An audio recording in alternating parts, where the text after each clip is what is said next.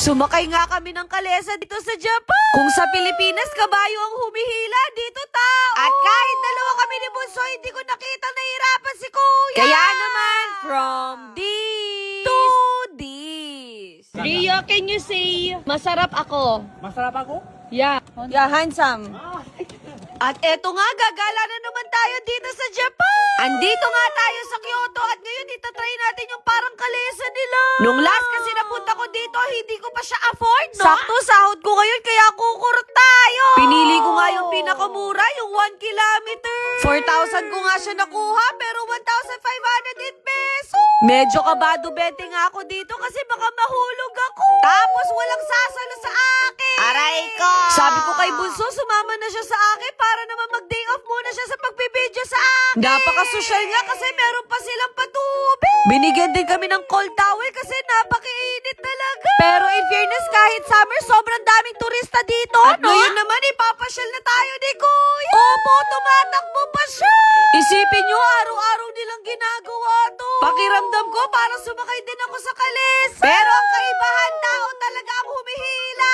Rickshaw ride pala ang tawag dito at eto to yung naging transportation nila noon. Literal na parang kang nag-workout araw-araw. Siguro kung ako yung gagawa niyan, talagang papayat ako, no? Pero dahil mas marami pa yung kaartihan ko sa buhay, hindi ko siguro magagawa to. Can you say maganda ka? Maganda. Maganda is beautiful, right? Yeah. Maganda. Really? Maganda ka? Oh, diba? Binula pa ako ni Kuya. Rio, can you say, masarap ako? Masarap ako? Yeah. Yeah, handsome. Hoy, wag mong dinadala dito yung kalokohan mo!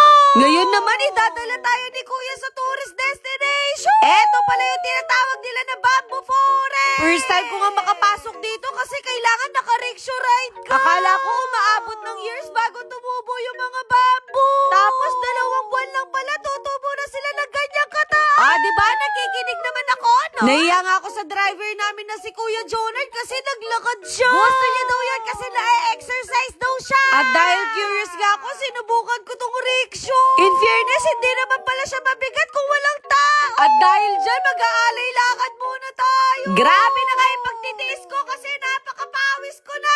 Wala akong masabi sa view kundi napakaganda. Kaya kapag tinatanong nila ako kung ano pinakagusto kong country, talagang Japan. Hindi lang dahil maganda at malinis dito, kundi napakabait din ng mga tao. Sakto, nagutom na rin ako kaya kakain na tayo. Magbe-beef muna ako kasi deserve ko naman to, no? Yung pamangkin ko kahit saan nakakatulong. Yung isa-serve nga nila na beef, medyo fried lang sa labas tapos medium rare sa loob. Kaya kapag hindi mo pa siya gusto, pwede mo siya lutuin. Grabe, napakadami ng survey kasi sa akin lahat to. Nung simula pumunta ako dito sa Japan, hindi na ako nakapag-diet. Hoy, hindi ka naman talaga nagda-diet. Medium rare talaga yung gusto ko pero sabi ko kailangan ko muna mag-cloud chase. Sayang naman kung hindi ako maglalaro ng luto-lutoan. Itadaki mo.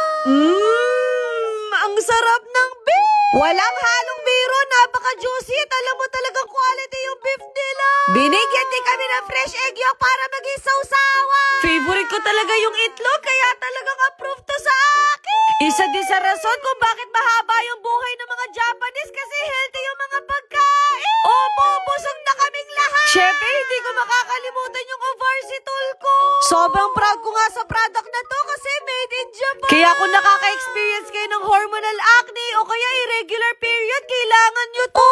Isa din to sa rason kung bakit nawala yung PCOS ko. Basta kapag bibili kayo ng ganito, siguraduhin yung i-double check kasi ang dami ko makalat na face. Ayun lang.